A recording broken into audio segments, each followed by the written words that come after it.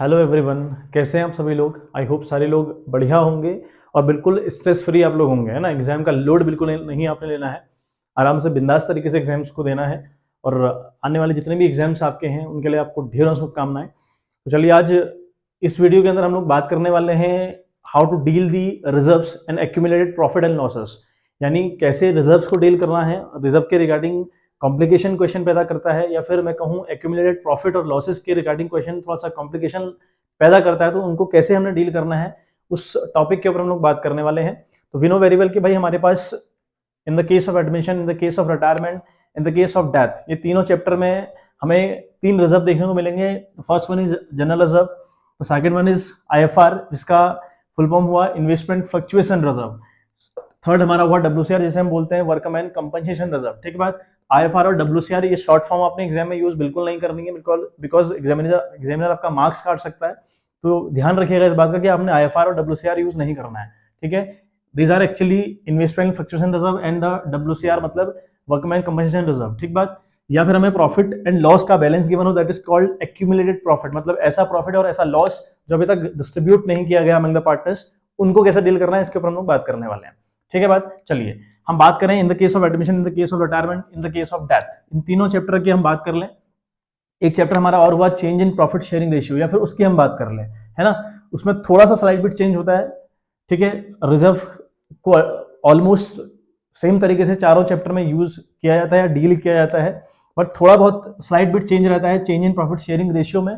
उसके रिगार्डिंग हम लोग वीडियोस लगातार डालने का काम करेंगे, तो आप लोग वीडियोस के साथ बने रहिएगा, है ना। जैसे ही आपका बिजनेस स्टडी का पेपर निपटता है उसके बाद आपके पास वीडियोस कंटिन्यू आएंगी। ठीक है बात।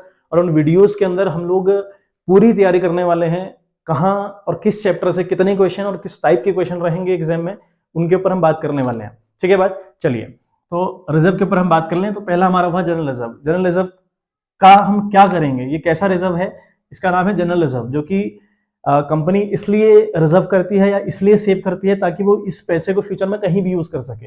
इसके रिगार्डिंग आपको in the admission, in the retirement, in the death कोई ट्रीटमेंट देखने को नहीं मिलेगा, कोई एडजस्टमेंट देखने को नहीं मिलेगा। इन द सेंस अब आप करना क्या है आपने, अगर आपको क्वेश्चन में जनरल रिजर्व बैलेंस शीट में आपको गिवन होगा जनरल रिजर्व, है ना, बैलेंस शीट में हमेशा आप गौर करिएगा, आपको सारे रिजर्व लाइबिलिटी साइड गिवन होंगे, तो उन रिजर्व में एक रिजर्व हुआ जनरल रिजर्व। इस रिजर्व को in the admission, in the retirement, in the death क्या करना है इसका, है ना। हमें यहाँ पे लिखा हुआ है कि general reserve will always distributed among old partner, यानी ओल्ड पार्टनर कौन हुए। सपोज बात करता हूँ एडमिशन की, ए और बी दो पार्टनर पहले से हैं इस कंपनी के अंदर जिनका रेशियो 3 हो गया, इनको सी ज्वाइन करता है फॉर 1/4। ठीक है बात। अब क्वेश्चन में हमको जनरल रिजर्व दिया है, फॉर एग्जाम्पल 50,000 रुपए हमें जनरल रिजर्व दिया होगा। अब इस जनरल रिजर्व का करना क्या है भाई, तो हमने लिखा है general reserve will always distributed among the old partners. का मतलब क्या हुआ, ये जनरल रिजर्व 50,000 रुपए 2:3 में, यानी 2/5 3/5 करके ए और बी को बांट दिया जाएगा। सी का इसमें कोई रोल नहीं है। दैट्स व्हाई हमने लिखा कि general reserve will always distributed among the old partners, है ना, ये आपके ओल्ड पार्टनर्स हो गए, हमेशा इनको बांट दिया जाएगा। बात करते हैं रिटायरमेंट की। अगर बात रिटायरमेंट की रहे तो ए, बी और सी तीन पार्टनर होंगे कंपनी के अंदर, इनका रेशियो 2:1:2 मान लिया है ना। अब इस सी कंपनी को छोड़ के जा रहा है, सी कंपनी से रिटायरमेंट ले रहा है। इस केस में हम लोग क्या करेंगे भाई, इस केस में भी हमको जो जनरल रिजर्व दिया होगा वो रिजर्व बट जाएगा among the A, B and C, क्योंकि ये तीनों कंपनी के ओल्ड पार्टनर्स हैं जो पहले से वहां पर रहते थे। आज सी जा रहा है, वो एक अलग मुद्दा हुआ, बट कहीं ना कहीं इस जनरल रिजर्व को क्रिएट करने में सी का भी पूरा पूरा हाथ हुआ, तो ये तीनों में बट जाएगा। ठीक है बात करें हम डेथ की, है ना, हम चैप्टर डेथ जो हमारा है उसकी अगर हम बात करें, वहां पर हम जनरल रिजर्व मान लिया ए, बी और सी, यहाँ पे तीन पार्टनर है, इनका रेशियो 1:1:1 रहा है। बी की डेथ होती है मान लिया, है ना, बी की डेथ होती है और हमें जनरल रिजर्व का balance 50,000 in the question given है। क्या करेंगे, अगेन बात हमने लिखी है कि हमेशा डिस्ट्रीब्यूट होगा अमंग द ओल्ड पार्टनर्स, तो ए, बी, सी तीनों ओल्ड पार्टनर हैं, तो इन तीनों में ये इक्वली बांट दिया जाएगा। ठीक बात। तो कहने का अल्टीमेट मुद्दा ये हुआ कि जो जनरल रिजर्व है वो हमेशा पुराने पार्टनर्स में बांट दिया जाता है, यानी जब एडमिशन किसी पार्टनर का हो तो उस पार्टनर का उसमें कोई रोल नहीं होता, बाकी वो बचे हुए ए और बी को मिलता है। अगर डेथ की कहानी हो तो सबको मिलता है, और रिटायरमेंट की कहानी हो तो सबको मिलता है। सिर्फ और सिर्फ एडमिशन के अंदर ये कहानी है कि वो आने वाले को नहीं मिलेगा। ठीक बात। अब बात करें इसकी एंट्री, हम लोग क्या करते हैं, इसकी एंट्री हम लोग किस तरीके से करते हैं। देखिए हम एंट्री किस तरीके से करेंगे, हम लिखेंगे GR account debit, general reserve account debit हमने किया विद रुपीज 50,000। हमने कहा किसको मिलेगा, हमेशा ओल्ड पार्टनर्स को, चाहे एडमिशन वाला पार्ट हो या फिर वो रिटायरमेंट वाला पार्ट हो या फिर वो आपका डेथ वाला पार्ट हो। तो हमेशा हमने 50,000 यानी जनरल रिजर्व जो हमारा है उसे हमेशा among the old partners distribute कर देना है। तो जीआर अकाउंट डेबिट किया तो हमने किया ओल्ड पार्टनर्स, है ना, टू ओल्ड, ठीक है, ओल्ड पार्टनर्स अकाउंट हमने, ओल्ड पार्टनर्स कैपिटल अकाउंट हम लोग क्रेडिट करेंगे, ओल्ड पार्टनर्स कैपिटल अकाउंट हम लोग बच्चे क्रेडिट कर देंगे विद रुपीज 50,000। किस रेशियो में भाई, ये हमेशा रहेगा इन दी ओल्ड रेशियो, ये हमेशा रहेगा इन दी ओल्ड रेशियो, यानी नए रेशियो का कोई केस नहीं है इसमें, हमेशा जो पुराना रेशियो होगा उसमें ये बांट दिया जाएगा। जैसे मैंने यहाँ पर कहा था कि 2:3 है तो 2:3 में बटेगा। मैंने कहा था अगर रिटायरमेंट होगा तो उनका 2:1:2 ओल्ड रेशियो होगा तो इसी में बटेगा। बात करी थी डेथ की कि 3 पार्टनर है और बी डेथ हो रही है बी की, तो 1:1:1 इनका पुराना रेशियो है, इसमें इसको हम इस तरीके से बांट दिया करेंगे। ठीक बात। अगर हम एंट्री क्वेश्चन ने पूछी हो तो GR account debit to old partners capital account करेंगे। अगर ऐसा ना कहा गया हो तो फिर हमने, अगर एंट्री करने को ना कहा गया हो तो हम हमेशा कैपिटल अकाउंट के अंदर इस इनकम को डाला करेंगे, है ना। तो जैसे हम पार्टनर्स कैपिटल अकाउंट बनाते हैं तो इसको हम बाई साइड पोस्ट करने का काम करेंगे, बाई जीआर हम लोग लिखेंगे और यहाँ इसको जितना ही बैलेंस जिसको मिल रहा होगा, ए के खाते में कितना, बी के खाते में कितना या फिर सी के खाते में कितना, वो बैलेंस हम यहाँ ट्रांसफर कर देंगे बाई साइड। जब हम कैपिटल अकाउंट पार्टनर्स का बना रहे होंगे तो इसको हम बाई साइड पोस्ट करने का काम करेंगे। ठीक है बात। ये गोल्डन कहानी हर जगह एप्लीकेबल होगी, वो चाहे एडमिशन हो, चाहे वो रिटायरमेंट हो, चाहे फिर वो डेथ हो। ठीक है बात। चलिए हम बात करते हैं अगले इन्वेस्टमेंट के रिगार्डिंग। तो हमारा अगला इन्वेस्टमेंट हुआ आईएफआर, मतलब इन्वेस्टमेंट फ्लक्चुएशन रिजर्व। अब ये रिजर्व कंपनी क्यों करती है, बहुत इंपॉर्टेंट बात थी। तो ये रिजर्व कंपनी इसलिए करती है, इसका नाम है इन्वेस्टमेंट फ्लक्चुएशन रिजर्व, यानी इन्वेस्टमेंट के अंदर जो बढ़ोतरी या फिर जो गिरावट आती है कंपनी के इन्वेस्टमेंट्स के अंदर, उस लॉस से बचने के लिए कंपनी इसको रखा करती है। फॉर एग्जांपल, कंपनी ने का एक इन्वेस्टमेंट है जिसकी वैल्यू 1 लाख रुपए, कंपनी ने एक जगह इन्वेस्टमेंट कर रखा है 1 लाख रुपए का, तो ये इन्वेस्टमेंट कंपनी ने 1 लाख का करा, तो जरूरी नहीं है ना कि मार्केट में इसकी वैल्यू 1 लाख ही चले, हो सकता है इसकी वैल्यू 90 चले, हो सकता है इसकी वैल्यू 70-80 हो, या इसकी वैल्यू 50 हो जाए, या इसकी वैल्यू 1,20,000 हो जाए।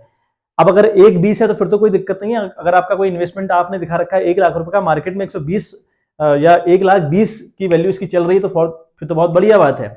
लेकिन अगर वैल्यू 90,000 हो जाए, 70,000 हो जाए, 80,000 हो जाए, 50,000 हो जाए, तो उस कंडीशन में कंपनी को लॉस होता है ना। उस लॉस से बचने के लिए कंपनी ने रिजर्व बनाया हुआ है इसी के अगेंस्ट, है ना, इस इन्वेस्टमेंट के अगेंस्ट कंपनी ने आईएफआर खोला होता है। अब यहाँ अगर एग्जाम्पल के तौर पर लें तो मान लिया किसी कंपनी का इन्वेस्टमेंट है 30,000 रुपए। अभी कहानी जो मैं बता रहा हूँ आपको, ये एडमिशन, रिटायरमेंट, डेथ, तीनों में सेम कंडीशन और सेम तरीके से लागू होगी। ठीक है बात। अब हमने मान लिया आईएफआर 30,000 रुपए लागू किया है, इन्वेस्टमेंट की वैल्यू हमको बैलेंस शीट में 1 लाख की दे रखी है।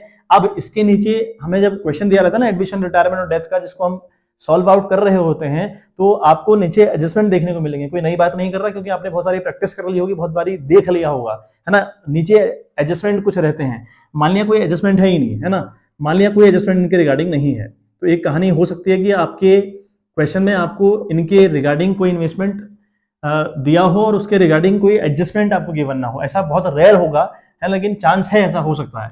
अगर इन्वेस्टमेंट के रिगार्डिंग कोई एडजस्टमेंट आपको गिवन नहीं है, नीचे सिर्फ यहाँ इन्वेस्टमेंट लिखा है और यहाँ आईएफआर लिखा है 30,000 रुपए, नीचे इन्वेस्टमेंट के रिगार्डिंग कोई बात क्वेश्चन नहीं कर रखी है। ठीक बात। बैलेंस शीट के बाद जब बैलेंस शीट कंपनी की हमको गिवन होती है, उसके नीचे कंपनी ने कोई हलचल ऐसा नहीं बताया कि क्या हुआ था इन्वेस्टमेंट के रिगार्डिंग, कोई बात नहीं करी, तो हम क्या करेंगे, हमें जो आईएफआर है 30,000 रुपए, ये अमंग दी ओल्ड पार्टनर्स बांट देंगे। सेम कहानी एप्लीकेबल होगी among the old partners, admission हो, रिटायरमेंट हो, चाहे डेथ हो, या फिर change in profit sharing ratio, सब में आप इनको बांट दिया करेंगे। बट अब अगर एडजस्टमेंट हो, अब एडजस्टमेंट क्या हो सकता है, देखो, हो सकता है कि जो इन्वेस्टमेंट आपने ऊपर 1 लाख का दिखा रखा है, क्वेश्चन उस इन्वेस्टमेंट को कह देगा कि भैया अब 90 का हो गया, है ना। जो इन्वेस्टमेंट आपने ऊपर दिखा रखा है वो तो आपका 1 लाख का है, और जो यहाँ आप दिखा रहे हैं वो 90,000 रुपए का है ना। अब ये जो 90,000 वाला है, इसको हम बोलते हैं मार्केट वैल्यू, यानी मार्केट में इसका प्राइस चल रहा है 90,000 और आपने दिखाया 1 लाख, और जो 1 लाख होता है उसको हम बुक वैल्यू कहते हैं। यानी कंडीशन क्या है भाई, आपकी जो बुक वैल्यू है उससे मार्केट वैल्यू कम और ज्यादा हो सकती है। दो केस पॉसिबल है बिल्कुल, कि जो बुक वैल्यू है उससे मार्केट वैल्यू कम या ज्यादा हो सकती है ना। तो पहला हम केस कर रहे हैं, है ना, हम पहला केस कर रहे हैं कि when market value is less than, ठीक है, less than the book value. ठीक बात। हमारी जो मार्केट वैल्यू है वो बुक वैल्यू से कम चल रही हो। फॉर एग्जांपल, हमारी जो मार्केट वैल्यू है वो बुक वैल्यू से कम चल रही हो। अब देखो इसमें 3 केस निकल के आते हैं। हो सकता है मार्केट में प्राइस चल रहा हो 90,000, हो सकता है मार्केट में प्राइस चल रहा हो, है ना, 60,000, ठीक बात, या हम इसे कर लेते हैं 70,000, ठीक है बात। 70,000 एक केस हो सकता है हमारा 60,000। तो ये वैल्यूज हैं जो मार्केट में चल रहे हैं। एक इन्वेस्टमेंट की वैल्यू आप दिखा रहे हो भाई 1 लाख रुपए है, और मार्केट दिखा रही है कि इसी इन्वेस्टमेंट की वैल्यू 90,000, 70,000 और 60,000, 3 केस पॉसिबल हुए। अब इस केस में अगर हम देखें, पहला जो एक वाला केस हमारा है जिसमें मैं 90,000 दिखा रहा है, तो यहाँ हमको 10,000 का लॉस होता है। इस इन्वेस्टमेंट के अंदर हमको 10,000 का लॉस होता है। यहाँ हमको लॉस होता है 30,000 रुपये का, है ना। यहाँ हमको लॉस होता है बेटा 40,000 रुपये का। तो ये 3 केस हैं जो आपकी लॉस हुई, है ना, जो आपकी लॉस हुई वो आपके रिजर्व से कम होगी। आपने रिजर्व 30,000 रुपये का है, लेकिन आपका लॉस सिर्फ और सिर्फ 10,000 रुपये हुआ है। क्या करोगे, 30,000 से 10,000 रुपये रिकवरी कर लोगे, और जो बचा 20,000 रुपये है वो अमंग दी ओल्ड पार्टनर्स बढ़ जाएगा।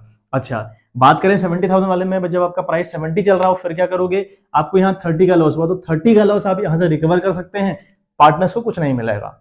तीसरा केस हमारा हुआ 60 का इन्वेस्टमेंट मार्केट दिखा रही है, इस कंडीशन में हमको लॉस होता है 40,000 रुपए का। अगर 40 का लॉस हमको होता है तो 30 हम यहाँ से कवर अप करेंगे। अब बचा 10 का लॉस, फिर से बच गया हम लोग को 10 का लॉस हम पार्टनर से कवर करेंगे, ठीक बात। अब एंट्री आप देखें ए, बी और सी केस में कि हम एंट्री किस तरीके से हम लोग करने वाले हैं। सपोजिंग हमारा प्राइस चल रहा है मार्केट में 90,000 रुपए, ठीक बात। हम क्या करेंगे, हमारी एंट्री रहेगी IFR अकाउंट डेबिट, यानी investment fluctuation reserve account debit हम लोग करेंगे बच्चे विथ रुपीज 30,000, है ना, विथ रुपीज 30,000, ये वाला प्राइस जो हमारा चल रहा होगा। अच्छा, 2 हम कर देंगे इन्वेस्टमेंट, 2 हम कर देंगे बच्चे इन्वेस्टमेंट, है ना। इन्वेस्टमेंट की वैल्यू हमारी गिर गई, तो इन्वेस्टमेंट इसलिए क्रेडिट गया क्योंकि इन्वेस्टमेंट यहाँ दिखा रखा है 1 लाख रुपए का, और यहाँ दिखाने का मतलब हुआ इन सबकी वैल्यू डेबिट रही होगी, क्योंकि अगर एसेट्स में आपने शो कर रखा तो डेबिट रही होगी। और अगर डेबिट वाले को कम करना हो अकाउंटिंग के अंदर, तो आप लोग उसे दोबारा क्रेडिट करते हैं। तो 10,000 से इसका प्राइस आप गिराएंगे, तो आपने यहाँ 10,000 रुपये दिखाया। अब जो बचा कुछ 20,000 रुपये है वो अमंग दी ओल्ड पार्टनर्स बढ़ जाएगा, तो लिखेंगे टू, है ना, to old partners capital account, है ना, पार्टनर्स कैपिटल अकाउंट, ठीक है बात। तो ओल्ड पार्टनर्स कैपिटल अकाउंट करके आप 20,000 को बांट देंगे, है ना, किस रेशियो में भाई, ओल्ड रेशियो में। ये हमेशा ओल्ड पार्टनर को बढ़ जाएगा ओल्ड रेशियो में। अब चाहे बात वो एडमिशन की हो, चाहे वो बात रिटायरमेंट की हो, चाहे वो बात डेथ की हो। तो पहला केस तुम्हारा ये सॉल्व हुआ, ठीक बात। अब बात करें अगर हम बी वाले केस की, तो बी वाले केस में क्या होगा, investment fluctuation reserve account debit जाएगा विद रुपीज 30,000 अगेन, और इन्वेस्टमेंट जो हमने यहाँ टू इन्वेस्टमेंट लिखा है ये भी आपका 30 जाएगा, क्योंकि भाई 30 का आपको लॉस हुआ है ना, 30 का आपको लॉस हो गया। तो IFR अकाउंट आपने डेबिट किया, नहीं इन्वेस्टमेंट फ्लक्चुएशन रिजर्व आपने डेबिट किया 30,000 रुपए से, और टू इन्वेस्टमेंट क्रेडिट किया आपने 30,000 रुपए से, क्योंकि पता है भैया आपको कि इन्वेस्टमेंट की वैल्यू अभी 30,000 रुपए से डाउन गई है। अब यहाँ पार्टनर्स को बांटने को कुछ नहीं है मेरे पास, तो पार्टनर्स को नहीं मिलेगा, ठीक बात, यहाँ पार्टनर्स को कुछ नहीं मिलेगा, ठीक। अब अच्छा, बात करें हम तीसरे वाले केस की, भाई हमें हमारा जो इन्वेस्टमेंट है वो 1 लाख, मार्केट में 60,000। अब हम यहाँ IFR अकाउंट डेबिट करेंगे 30,000 रुपए, इन्वेस्टमेंट अकाउंट डेबिट किया, है ना, 40,000 रुपए, है ना। तो मतलब यहाँ पर कहानी क्या बनेगी, देखें आप, IFR अकाउंट डेबिट किया 30,000 रुपए से, मैं थर्ड वाली कहानी की बात कर रहा हूँ, तो यहाँ आप लिखेंगे टू इन्वेस्टमेंट, है ना। आपका जो इन्वेस्टमेंट है वो 40,000 रुपए से आपका डाउन गया, आपको अच्छे से पता है भाई हमारा इन्वेस्टमेंट 40,000 रुपए से डाउन गया है। अब डेबिट साइड 10,000 की कमी पड़ रही है ना, डेबिट साइड 10,000 की कमी पड़ रही है, तो क्या लिखोगे आप, यहाँ पे आप लिखोगे रिवैल्यूएशन अकाउंट, है ना, यहाँ पे आप लिखोगे रिवैल्यूएशन अकाउंट भी आपका डेबिट जाएगा, ठीक बात। तो यहाँ पर ऐसे ट्रीट करोगे आप, IFR अकाउंट डेबिट किया 30,000 रुपए से, रिवैल्यूएशन अकाउंट डेबिट किया 10,000 रुपए से, तो इन्वेस्टमेंट अकाउंट क्रेडिट किया 40,000 रुपए से। फिर मैंने कहा अगर इस कंडीशन में लॉस होती है, आपको पता ना कि भाई 30 तो मैंने रिकवरी कर ली यहाँ से, लेकिन बचा मेरे पास 10,000 रुपए का जो ये लॉस दिखा रहा हूँ मैं साहब साहब, अब ये 10,000 रुपए कहाँ से रिकवर करूँ भाई, ओल्ड पार्टनर से रिकवर करो, जिस तरीके से आप उनको बेनिफिट बांट रहे थे उसी तरीके से उनसे इस लॉस की रिकवरी हम लोग करेंगे। तो एंट्री हम लोग क्या करेंगे, जो ओल्ड पार्टनर्स हैं, है ना, जो हमारे ओल्ड पार्टनर्स हैं, ओल्ड पार्टनर्स कैपिटल अकाउंट हम लोग डेबिट कर देंगे विथ रुपीज 10,000, ठीक बात। तो old partners capital account debit किया टू 10,000 और टू कर दिया रिवैल्यूएशन, तो हमने कर दिया टू रिवैल्यूएशन अकाउंट हमने क्रेडिट किया विथ रुपीज 10,000, ठीक बात। ये हमारी एंट्री करने का तरीका हुआ। अगर हमें अकाउंटिंग की प्रोसेस बनानी हो, हमें क्वेश्चन दिया हो, कहा हो कि रिवैल्यूएशन अकाउंट बनाओ, पार्टनर्स कैपिटल अकाउंट बनाओ, बैलेंस शीट बनाओ, तो वहां पर हम लोग किस तरीके से करेंगे वो एक बारी आप सुन लें। तो जब हमें मान लिया हम रिवैल्यूएशन अकाउंट बना रहे हैं ना, हम रिवैल्यूएशन अकाउंट बनाते हैं, यू नो वेरी वेल कि हम जब भी हमारा कोई पार्टनर जाता है आता है ना, या फिर उसकी डेथ होती है, या फिर उनके प्रॉफिट शेयरिंग रेशियो में कोई भी चेंजेस होते हैं, तो हमें रिवैल्यूएशन अकाउंट बनाना पड़ता है। अब अगर रिवैल्यूएशन अकाउंट बनाना पड़े तो रिवैल्यूएशन का ये आपका ये वाला साइड डेबिट साइड हो गया, ये वाला आपका क्रेडिट साइड हो गया। वी नो वेरी वेल कि भाई ये डेबिट साइड है वो क्रेडिट साइड है। अब अगर आपको नुकसान हुआ, यहाँ पर इस कंडीशन में आपको नुकसान हुआ, मैंने रिवैल्यूएशन अकाउंट डेबिट किया 10,000 रुपए से, बट इन्वेस्टमेंट का रीजन क्या था, सॉरी इस लॉस का रीजन क्या था, तो वो था बेटा इन्वेस्टमेंट। तो यहाँ पर आप लिखेंगे टू इन्वेस्टमेंट, 10,000 रुपये भी यहाँ शो कर देंगे, ठीक बात। है ना। तो इन्वेस्टमेंट की वैल्यू हम यहाँ पे शो कर देंगे 10,000 रुपये। फिर हमारा पार्टनर्स कैपिटल अकाउंट बनाने को आएगा, तो हमने ये 10,000 रुपये पार्टनर से रिकवरी की है 10,000 रुपये की, है ना। तो हम जब पार्टनर्स कैपिटल अकाउंट बनाएंगे तो उसको टू साइड हम दिखाएंगे, जितना भी लॉस इंडिविजुअल ए और बी और सी को गया होगा, तो या ए बी सी डी को गया होगा, जितने भी पार्टनर्स कंपनी के अंदर होंगे, इस लॉस की रिकवरी हम उनके कैपिटल अकाउंट के टू साइड दिखाएंगे। ठीक है बात, आई होप इतनी बात आपको क्लियर हो गई होगी। तो अगले जो हमारा मुद्दा हुआ मेन, वो हुआ वर्कमैन कंपनसेशन रिजर्व। तो उसके ऊपर हम लोग एक बार बात कर लें। ये मोटी मोटी बातें आपको हल्का सा रिवाइज करने के लिए शायद आसान रहे एग्जाम में, जब आप अकाउंट्स का पेपर देने जाएंगे तो एक बार अगर वीडियो वॉच कर लेंगे तो फिर आपको शायद बेनिफिट होगा, है ना। और डेफिनेट लेवल पर शायद बेनिफिट आपको होगा इसका, तो क्योंकि हमें ये परेशान करते हैं रिजर्व कि इनके रिगार्डिंग ट्रीटमेंट क्या रहते हैं, तो इसके ऊपर हम लोग बात कर लेते हैं। चलिए देखिए, अगली बात आप देखें, WCR हमारा जो WCR का बैलेंस है किस साइड भाई, लाइबिलिटी साइड, वो दिया है 20,000 रुपए। अब कहानी क्या होगी, कहानी देखो दो पॉसिबिलिटीज हैं, है ना। Claim will not take place, पहले तो मैं आपको बता दूं ये होता क्या है, क्लेम, है ना, नॉट टेक प्लेस, या हम कहें कि claim does not take place, है ना, वो डज नॉट हमारा ज़्यादा अच्छा वर्ड रहेगा। तो फिलहाल हम ये मान के चल रहे हैं कि कहानी दो हो सकती है। WCR की कहानी देखो पहले, क्या है WCR, ये है आपका वर्कमैन कंपनसेशन रिजर्व। ये रिजर्व क्या होता है, कंपनी हमेशा इस रिजर्व को क्रिएट करती है। क्यों, कंपनी की फैक्ट्री में बहुत सारे वर्कर्स काम कर रहे होते हैं, बहुत सारे इंप्लॉयज काम कर रहे होते हैं। उन इंप्लॉयज को काम करने के दौरान हो सकता है किसी का एक्सीडेंट हो जाए या किसी की डेथ हो जाए, है ना, किसी के साथ कोई दुर्घटना ऐसी घट जाए कि उसको कंपनी को फिर कंपनसेट करना पड़ेगा, कंपनी को उसकी भरपाई करनी पड़ेगी। कई बार वर्कर्स का दोनों हाथ मशीन के अंदर काम करने में कट जाया करते हैं, दोनों हाथों से वो पैरालाइज बंदा हो जाता है, तो उस कंडीशन में कंपनी को उसको भरपाई करनी पड़ेगी, उसका इलाज करवाना पड़ेगा, उसकी फैमिली को कुछ ना कुछ कंपनसेट करना पड़ेगा, कुछ ना कुछ वैल्यू देनी पड़ेगी, है ना। और अगर कंपनी की पॉलिसीज हो तो जिंदगी भर हो सकता है उस एम्प्लॉय को पालना पड़े, आपको एक पेंशन के रूप में उसे 8-10 हज़ार रुपये हर महीना सेंड करना पड़े, तो उस केस में कंपनी के ऊपर बर्डन ना पड़े, कंपनी उस बर्डन से बचने के लिए एक रिजर्व क्रिएट करती है जिसका नाम है वर्कमैन कंपनसेशन रिजर्व। ठीक बात। अच्छा, अब इस रिजर्व हमने जब बनाया, मान लिया 20,000 का रिजर्व है। अब किसी वर्ष काम करते वक्त किसी वर्कर को कोई चोट नहीं आई तो कोई क्लेम नहीं होगा, तो इसलिए लिखा claim does not take place, claim हुआ ही नहीं, है ना, क्लेम हुआ ही नहीं। अब अगर क्लेम नहीं हुआ तो अगर 20,000 के ऊपर क्लेम नहीं हुआ तो भाई क्या करोगे, अगर क्लेम नहीं हुआ है तो इस 20,000 को आप ओल्ड पार्टनर्स में बांट दिया करोगे, चाहे वो केस एडमिशन का हो, चाहे वो रिटायरमेंट का हो, चाहे फिर वो डेथ का हो, तीनों में आपने ये 20,000 रुपए बांट देना है in the among the old partners in the old ratio. ये बात आप याद रखें, जब आपका क्लेम नहीं होता तो उस कंडीशन में आपने 20,000 रुपए among the old partners old ratio में बांट देना होता है। सेकंड कंडीशन अगर हम समझें, है ना, एंट्री की अगर हम बात करें तो WCR account debit to old partners in the old ratio. ठीक बात। तो पहली कहानी तुम्हारी हो गई जब क्लेम होता ही नहीं है। अब मान लिया सेकंड केस हमारा क्लेम होता है ना, हमने मान लिया क्लेम, है ना, क्लेम टेक प्लेस, यानी क्लेम अभी क्लेम हो गया, किसी वर्कर को चोट आ गई, है ना।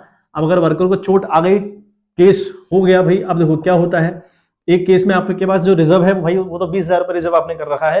अब अगर क्लेम होता है तो कंडीशन क्या निकल के आ सकती है या पॉसिबिलिटी क्या हो सकती है, उसके ऊपर हम लोग बात करते हैं। देखिए बच्चे, तो क्लेम जब होगा तो तीन पॉसिबिलिटी निकल के आएंगी कि लेस देन रिजर्व, यानी जो आपने रिजर्व किया हुआ है 20,000 रुपये आपने रिजर्व किया है, तो आपको जो क्लेम आया वो 10,000 रुपये का है, तो फिर भी आप यहाँ पर लेस देन है, मतलब आपने जितना रिजर्व किया हुआ है उस रिजर्व से कम क्लेम आपके कंपनी के पास आया हुआ है। एक है इक्वल टू रिजर्व, केस बनता है equal to reserve. Equal to reserve का मतलब क्या हुआ, 20,000 आपने रिजर्व किया था और 20 का क्लेम भी आ गया। तीसरा केस क्या हुआ, मोर देन द रिजर्व, मतलब आपने 20,000 रुपये रिजर्व किया लेकिन क्लेम आपका 30,000 रुपये का आ चुका है। अब देखिए यहाँ पर हम कंपनी कैसे इसको डील करती है, मैंने पहले केस तो बताया कि नो क्लेम, क्लेम होगा ही नहीं, अगर क्लेम नहीं होगा तो ये 20,000 रुपये बढ़ जाएगा टू दी ओल्ड पार्टनर्स। ठीक है। अब अगर क्लेम हुआ लेस देन 10,000 तो वहाँ पर हम देखो क्या करेंगे, पहला केस अगर हम देखें, ये वाला अगर केस देखें तो एंट्री किस तरीके से करते हैं, तो हम workman compensation reserve account debit करेंगे, है ना, विथ ₹20,000, क्योंकि हमारे पास जो रिजर्व है वो 20,000 रुपये है। ठीक बात। और टू करेंगे हम WCC, है ना, टू WCC अकाउंट हम क्रेडिट करेंगे। WCC का मतलब वर्कमैन कंपनसेशन क्लेम, है ना, वर्कमैन कंपनसेशन क्लेम हो जाएगा ये, इसे हम क्रेडिट करेंगे विथ ₹10,000, क्योंकि 10,000 का क्लेम आया है और जो बचा 10,000 रुपये है, हमने 20 रिजर्व किया, 10 का क्लेम आया, 10,000 तो जो 10 हमको बटा वो ओल्ड पार्टनर्स में ओल्ड रेशियो में बढ़ जाया करेगा, तो लिखेंगे टू ओल्ड पार्टनर्स, है ना, लिखेंगे to old partners capital account, to old partners capital account हम करेंगे विथ ₹10,000। ठीक बात। यानी इस 10,000 को हम among the old partners old ratio में बांट दिया करेंगे। अगर कैपिटल अकाउंट बनाने को आए तो हम बाई साइड इसको बाई WCR अकाउंट दिखाएंगे और ABC की जितनी भी इनकम बन रही हुई रेशियो के हिसाब से उनके अकाउंट में पेस्ट आउट कर देंगे। ठीक बात। अगर इक्वल टू रिजर्व हो, है ना, अगर इक्वल टू रिजर्व हो तो क्या करेंगे, देखो एक कहानी यहाँ पर हमने क्या समझी, लेस देन द रिजर्व अगर होगा तो WCR अकाउंट डेबिट 20 से गया, तो WCC गया, और to old partners capital account 10,000 रुपए गया। अब ये जो WCC है इसका हम क्या करेंगे, ये WCC का जरा एक बात समझें, ये जो WCC आपने दिखाई है, तो जो नई बैलेंस शीट आप बनाएंगे ना, after the admission of a partner, after the retirement of a partner, है ना, after the death of a partner, हमें नई बैलेंस शीट भी बनाने को क्वेश्चन कई बार पूछ देता है। तो उस बैलेंस शीट में लाइबिलिटी साइड हमें वर्कमैन कंपनसेशन क्लेम करके 10,000 रुपए आपका दिखाना पड़ेगा। ठीक है बात। अच्छा, बात करते हैं इक्वल टू रिजर्व की। अगर इक्वल की कहानी हो तब क्या करेंगे, यहाँ WCR अकाउंट डेबिट करेंगे विद ₹20,000 टू WCC अकाउंट हम लोग यहाँ पर 10 ना करके 20 कर देंगे, है ना। अब यहाँ पर पार्टनर्स के को बांटने को हमारे पास कुछ नहीं है, तो बटेगा पैसा इस कंडीशन में नहीं, बिल्कुल। WCR अकाउंट डेबिट किया 20,000 टू WCC किया 20,000 रुपए। फिर नई बैलेंस शीट जब हम बनाएंगे तो इस WCC को हम लाइबिलिटी साइड शो करेंगे 20,000 रुपए के तौर पर।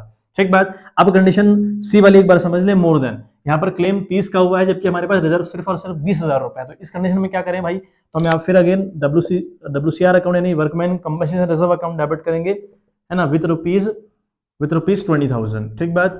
और टू WCC तो हमारा जाएगा, टू WCC हमारा जाएगा यानी वर्कमैन कंपनसेशन क्लेम कहेंगे इसको हम, अकाउंट हमारा क्रेडिट रहेगा विथ ₹30,000। ठीक है बात। अब डेबिट साइड हमारे 10,000 की कमी पड़ रही है, इस 10,000 को हम क्या बोलेंगे बच्चों, इस 10,000 को हम बोलेंगे रिवैल्यूएशन। ठीक है, इस 10,000 को हम बोलेंगे रिवैल्यूएशन अकाउंट डेबिट हम लोगों ने किया 10,000 रुपए। फिर इस रिवैल्यूएशन की हम भरपाई करेंगे अपने पार्टनर से, जिस तरीके से हम उनको बच रहा है तो उनको ट्रांसफर कर देने का काम कर रहे हैं। अगर इस कंडीशन में हमें लॉस हो रहा है 10,000 रुपए का, इस 10,000 की भरपाई भी ओल्ड पार्टनर्स करेंगे। तो हम क्या करेंगे, ओल्ड पार्टनर्स, है ना, यहाँ हम एंट्री करेंगे ओल्ड पार्टनर्स कैपिटल अकाउंट, हम लिखेंगे old partners capital account debit करेंगे विद ₹10,000 और टू कर देंगे रिवैल्यूएशन, है ना। फिर हम कर देंगे टू रिवैल्यूएशन अकाउंट हमारा क्रेडिट चलाएगा विद ₹10,000। अब अगर अकाउंट बनाने को आए, है ना, इंडिविजुअल अकाउंट क्रिएट करना हो तो फिर वहां पर क्या करेंगे बच्चे, वहां पर एक बात इंपॉर्टेंट भी है, वहां पर हम लोग क्या करेंगे, तो अगर हमें अकाउंट बनाने का है तो रिवैल्यूएशन अकाउंट हम जब बनाएंगे वहां पर हम दिखाएंगे कि हम इस 10,000 को टू साइड शो करेंगे, टू वर्कमैन कंपनसेशन क्लेम के नाम से कि भाई 10,000 का क्लेम एक्स्ट्रा हुआ पड़ा है, तो 10,000 का लॉस हम शो करेंगे रिवैल्यूएशन के तहत। फिर जब हम पार्टनर्स कैपिटल अकाउंट बनाएंगे तो पार्टनर्स कैपिटल अकाउंट में हम टू साइड लिखेंगे, टू रिवैल्यूएशन करके, इस अल्टीमेट को हम टू साइड भी शो करेंगे। ठीक है बात। इस 10,000 को एज अ लॉस हम टू साइड कैपिटल अकाउंट में पार्टनर्स के दिखाया करेंगे। ठीक है बात। अच्छा, एक आखिरी हमारी बात रह गई प्रॉफिट के रिगार्डिंग। अगर प्रॉफिट का बैलेंस हमको गिवन हो लाइबिलिटी साइड, है ना, प्रॉफिट का बैलेंस हमको गिवन हो liability side in the balance sheet, इसका ये मतलब हुआ कि कंपनी को किसी साल प्रॉफिट हुआ था लेकिन वो प्रॉफिट बांटा नहीं गया, तो इस प्रॉफिट को in the old partners in the old ratio हम लोग बांट दिया करेंगे। एंट्री हम लोग करेंगे profit and loss account debit to old partners capital account in the old ratio. अगर प्रॉफिट एंड लॉस का बैलेंस हमको एसेट साइड गिवन हो तो इसका ये मतलब हुआ कि कंपनी को लॉस हुआ पड़ा है। अगर कंपनी को लॉस हुआ पड़ा है तो कंपनी इस लॉस को रिकवर करेगी फ्रॉम द ओल्ड पार्टनर्स, तो एंट्री जाएगी old partners capital account debit to profit and loss account. ठीक बात। एक हमारा कई बार यहाँ एडवर्टाइजमेंट सस्पेंस के नाम से हमें एसेट साइड एक बैलेंस गिवन होता है, that is called advertisement suspense account. ये भी हमारा कहीं ना कहीं लॉस होता है, तो इसको भी लॉस की तरह डील करके हम पार्टनर से रिकवर करते हैं। ठीक है, एंट्री हमारी होगी old partners capital account debit to advertisement suspense account, है ना, इन दी ओल्ड रेशियो। तो ये हमारा it's all about the reserves and accumulated profit and losses. ठीक है, तो किस तरीके से डील करना है, एक हल्की सी झांकी आपके पास थी। आई होप आप लोग को पता होगा अच्छे से, है ना। तो एक बार हल्का सा रिव्यू करने के लिए, रिवाइज करने के लिए ये सफिशिएंट होगा आई थिंक। तो चलिए मिलते हैं आपसे नेक्स्ट वीडियो, तब तक के लिए bye bye, have a good day.